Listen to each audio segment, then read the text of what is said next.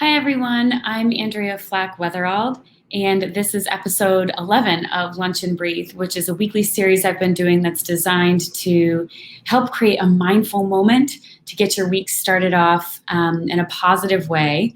There's a lot going on in the world, and I think that the more grounded we are, the better decisions that we make, and the better we learn how to be really effective problem solvers and really effective people that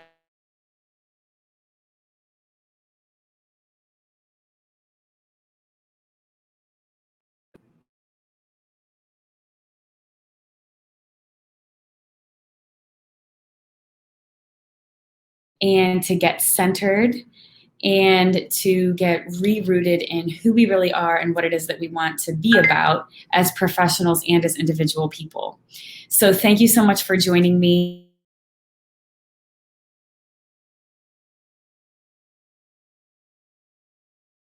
Share for a while now. I see that the connection is kind of going in and out. So hopefully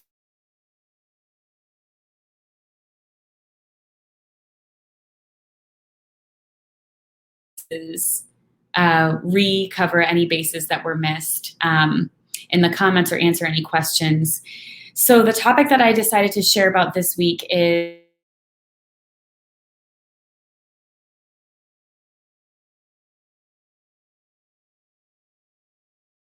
depolarizing in offices. And now I'm focusing on depolarizing in the community. And I am absolutely sure that there are so many of you who know what this feels like, to know what it feels like to kind of silently see people that you care about slip away and slip out of your life. Maybe that's partly because you're like, I can't handle this. Like maybe they've said something or posted something, and you just feel this sense of loss. Like, oh my goodness, I can't believe that that's what they think. I can't believe that that's what kind of person they are, or something like that. And then space and distance just grows and grows in those relationships. And this happens in families. This happens in social circles. This happens within churches. Certainly this happens within offices. And, we're in a time where there is a lot to disagree about.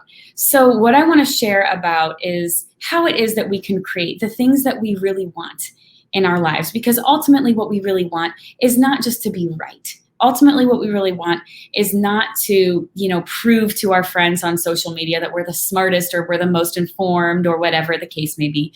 Ultimately, what we want is to create a more equitable, beautiful, peaceful future. And the thing that it requires us to do is to know and believe that there are people that are going to vote for a different candidate than who you're going to vote for in November, who want the same things as you, who are holding a vision that is similar to you for a world that is beautiful and peaceful and just and fair.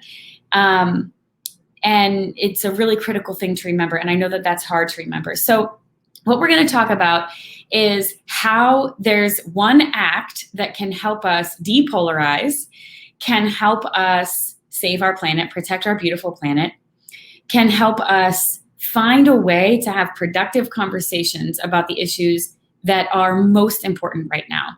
The future of our society and our world are hanging in the balance. How can we really tackle those issues without tackling people?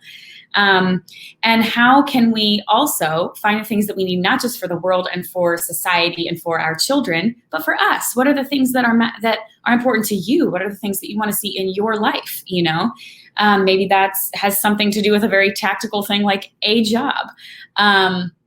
So we're going to talk about what are the things that we want, and how is there this one thing that can help us get there? So this one thing is not going to be shocking. I think I already talked about it in the lead up to this Lunch and Breathe episode, but it's forgiveness. Proactive, strategic, targeted forgiveness is the thing that gets us there. So I see that there is something happening. I'm going to check the comments real quick.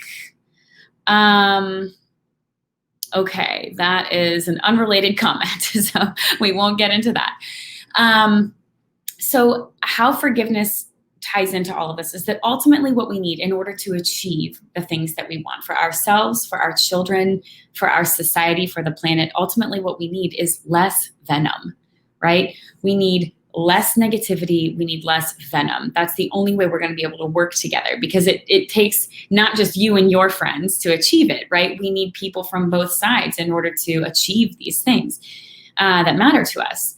And so forgiveness allows us to have real relationships with people outside of our echo chamber. So that's the number one thing that we need in order to achieve the things that we've set out to achieve in our lives.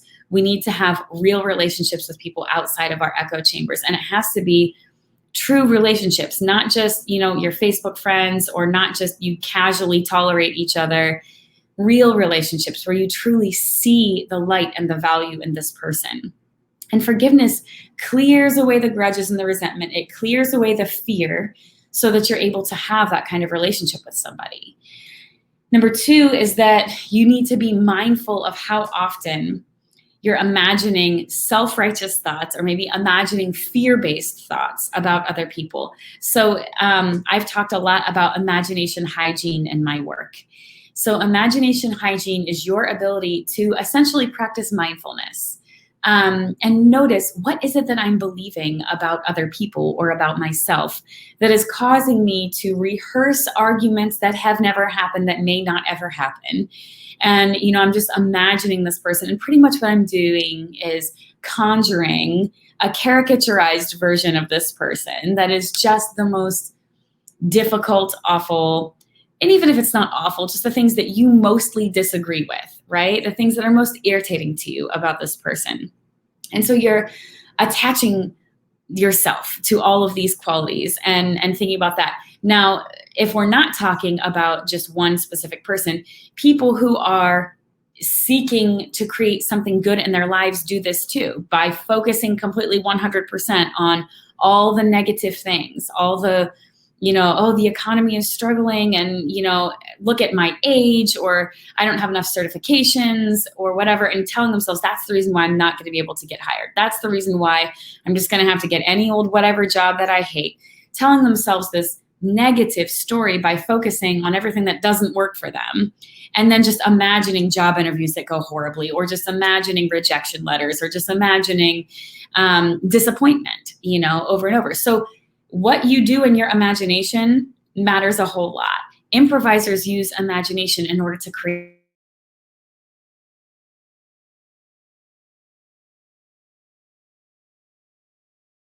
See, it's cutting out. Okay, my background is as a social worker. That was my degree and my first professional experience.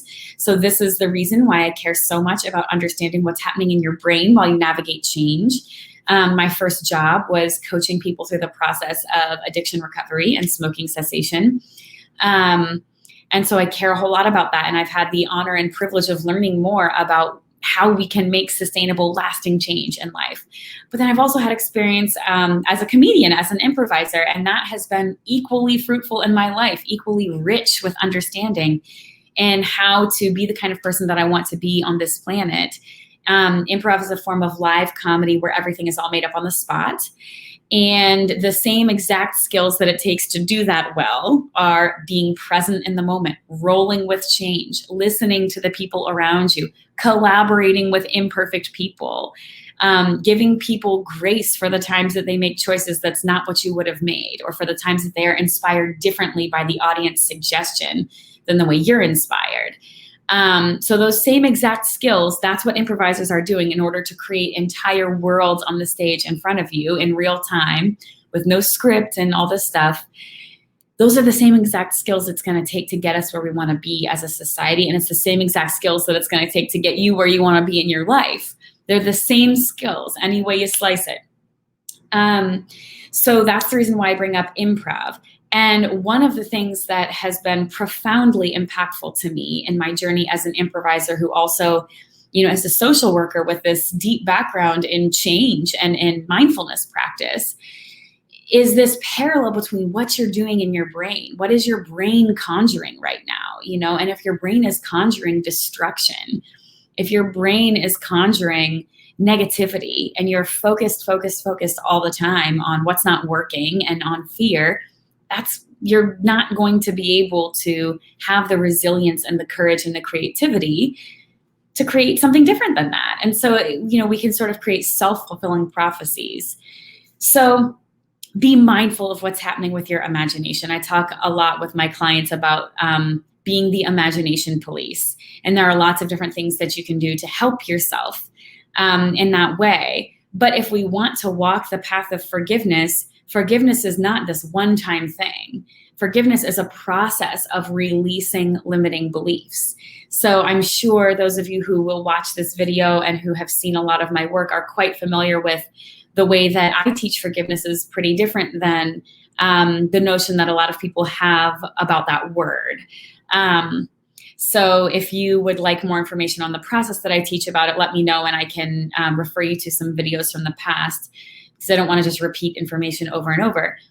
But if we're going to walk that path of forgiveness and really do that work, we have got to be careful with our imaginations, because you can't have this, moment of grace, this moment of wokeness or zenness or something, and decide I've forgiven this person or I've forgiven myself, and then continue using your imagination to rehash future arguments that may not ever happen, and to, just beat yourself up over and over about the same thing. So if that's what you're doing in your head, filling it with fear and negativity and self-loathing and loathing of other people, well, then it doesn't really matter that much that you had that one moment of feeling forgivish, if that's a word. So be mindful of your imagination. And then lastly, we want to talk about confrontation without venom. So the way that I teach confrontation, my business, the way that it is right now, was sort of founded on this idea of teaching people best practices for confrontation that were steeped in improv and mindfulness. And I still care a whole lot about that. And I have devoted a large chunk of my professional life to teaching those skills. But what I've come to understand is that that forgiveness is the level zero. Forgiveness is the first thing that has to happen before we can get to effective confrontation. So once we have done this work of releasing these limiting beliefs about other people and about ourselves, and we've done the diligent daily work of policing our imagination, then we get to the step where we can talk about, what do these conversations look like? So if you're not familiar with my work, when I say confrontation, I'm not talking about, these volcanic eruptions or just some of the very negative ways people talk about confrontation, like an eruption or an explosion or somebody getting shot down or the you-know-what hitting the fan. That's not how I talk about it at all. Confrontation is just any conversation that involves vulnerable passion, vulnerable sharing of what is real. And when one perspective brushes up against a differing perspective, even if it's not this cataclysmic event, that's still confrontation. So let's talk about how we can have confrontation without the venom. So it starts by approaching with sincere curiosity. It starts by truly understanding, like I said earlier, that people can have a different political leaning than you, a different religious expression than you, and still want the same things. And I think we've forgotten that, and it's been, I think, purposefully removed from our attention right now because of this intense polarization. And I'm just begging anyone that hears this, please resist the urge. Please resist the urge to give in to this, because this is not the direction that we have to be on. We do not have to be going down a path that says, this is my jersey, that's your jersey. If we're not playing for the same team, then we don't want the same things and we have to hate each other. That's just not how it has to be at all. Confrontation without the venom says, what's your perspective? What does my scene partner see that's happening here? It comes from a place of trust in the underlying humanity in one another. And it comes from a place of saying, if these are the choices that you're making, if this is the belief structure that you have, there must be something that you are perceiving that's different than what I'm perceiving. So what is that? What is it that you see happening that I don't see? And how can I gain a clearer picture of what you're seeing so that I know how to build with you? Okay, so in improv, we're always talking about building a cathedral, one brick at a time. And it's you offer something, I offer something, you offer something, I offer something, and then we build whatever it's going to be together. And that's what's happening in our country right now. And unfortunately, we're living with this illusion that what's happening is we're building two separate cathedrals, red team versus blue team. And that's not what's happening. Instead, we are just destroying the cathedral that we've been trying to build together. And everybody is losing right now. Everybody is losing. And so that's just not productive. And that's just not what we can keep doing, because all the things that we care about are hanging in the balance. So confrontation without the venom, it has to start with this foundational trust, right? That there is a humanity that goes deeper than the bumper stickers. And then it starts with asking questions differently, And so if you are interested in hearing more about some of these best practices, just leave a note in the comments and I'll be happy to provide you. I've created tons of free content over the years about best practices for handling confrontation, and I'm very happy to share that with you. So just let me know in the comments if you'd like that. But understand that it comes from this place of trust, of sincere curiosity. And then it also comes from this equitable building, okay? So one of the things that I see happening a whole lot right now is, instead of saying, hey, this is my perspective, that seems really different than what you're saying, can you help me understand your perspective? Instead of one piece, this is what I think, can you share your perspective? It's like fighting on social media that's like dumping bricks. So if we keep working with this analogy of like one brick at a time, then you can understand how it would be counterproductive to spend your time in your echo chamber filling a wheelbarrow full of bricks, and each brick is like a statistic and, a problem that you have with the other side and whatever. And so you're filling this wheelbarrow full of bricks and just waiting for somebody to say something. You want it to happen. You want someone to say something, right? If we're being honest, that's what we're doing. We're charging up, filling our wheelbarrow full of ammo and just waiting for someone to say something. And then we can dump the whole wheelbarrow full of bricks, and sort of get to this place where it's like, putting someone in their place. That's what we want. We hear something that is hateful or that we disagree with, and what we want is to put someone in their place. But here's my question to you. Is that what you really want? Or do you want to see a future that works for everyone? Do you want to see a more equitable future? Do you want to see a more beautiful, peaceful future? Because if that's what you want, we don't get there by proving that we're the smartest one, or by proving that we know the most, or we've read the most about it, or proving that we are a more woke person or a more legitimate person. We don't get there through self-righteous energy. And what I really hate is seeing the fact on both sides. I tend to be more liberal, but I see my liberal friends doing the same exact thing. So this is not shade in any one direction more than the other. But what I hate seeing is people on either side peddling hate in the name of love, peddling fear in the name of love, and sort of identifying with the side of love and identifying with, being a person of love, but then spewing hate and venom and pretending that it's somehow possible for us to call forth healing in the world by throwing bricks at each other. That's not how it's going to happen. That's not how it's going to happen. And so we need equitable building. I offer one simple thing, and then I listen with sincere curiosity while you add something. And then instead of backing away and deciding that, now you've ruined my ability to ever trust you again, adding something with courage and grace on top of that, and this is not to say that it's never appropriate to decide you need space and to enforce boundaries, but I think there are plenty of examples that you can probably think of where a little bit of resilience and giving our faith in this person a little bit of staying power, our creative thinking, our creative problem solving, a little bit of staying power probably could have altered the situation and could have given us the opportunity to see something differently. So this is just a little bit of advice on how it is that we can begin depolarizing, and it starts with forgiveness. So, I think I gave the title of this at least one point. I think I might have retitled it actually, but at first I had titled this episode of Lunch and Breathe, How Forgiving Your Mom Can Help You Save the Planet, Depolarize America, and Find the Job That You're Looking For. And the thing is, so often we get hung up on the big fat meanies on the internet.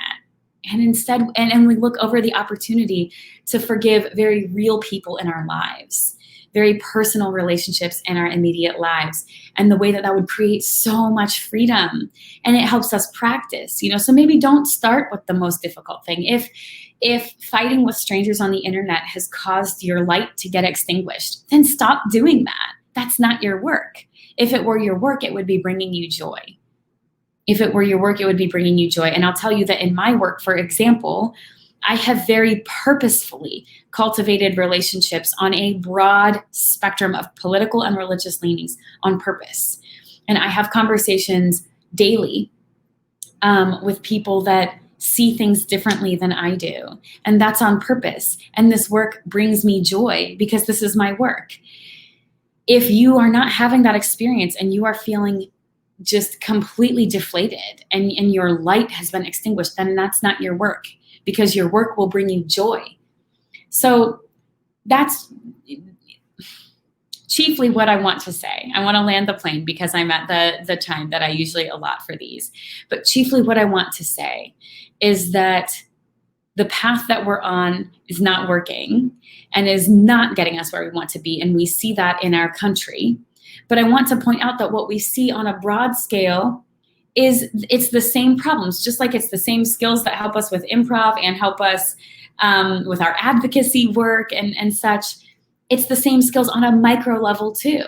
And so if these big picture things are just too daunting, that's okay. Practice in your own life.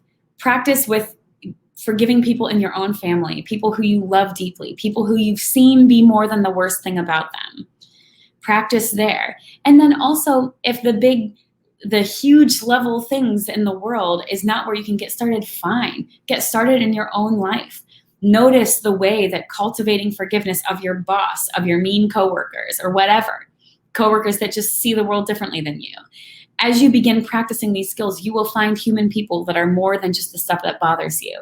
And I promise you that you will feel happier in your job. And I promise you that doors will start opening up on your journey to finding work that is meaningful to you. That's just how it works. And I have had the pleasure of seeing that happen over and over in my lives and in my clients' lives. So forgiveness is the door. Forgiveness is the door to the micro and macro level things that we are looking for. Later this week, I am going to be sharing more about a fully donation-based program that you can join if you are committed to doing the work of depolarization right now. It had been my intention to have my book be on shelves right now. I did not know what a naive thing that was when I started the process of writing this book, but I'm very grateful for the way the process is shaping up to have a much bigger impact than I would have done had I hastily done it the quick way. But even though the book is not ready and is not on shelves right now, the work is ready. The work is happening now. The work of this book is, teaching people how to build meaningful relationships outside of their echo chambers and how to consequently shift the direction of their family, their church, their community, our country. That's the work. And so if that sounds interesting to you, please let me know. I will be sharing more about that later this week. And I'm just really looking forward to it. I'm really looking forward to doing this with however many people sign up. If there's 1 person, 4 people, 20 people, 1,000 people, whatever, great. However many people sign up is perfect. So keep an eye out for that. And thank you for being a peacemaker in your corner of the world. Even if you're just making peace in your own life, that counts and it's significant. Thank you guys so much. And I'll see you next week for another installment of Lunch and Breathe. Bye.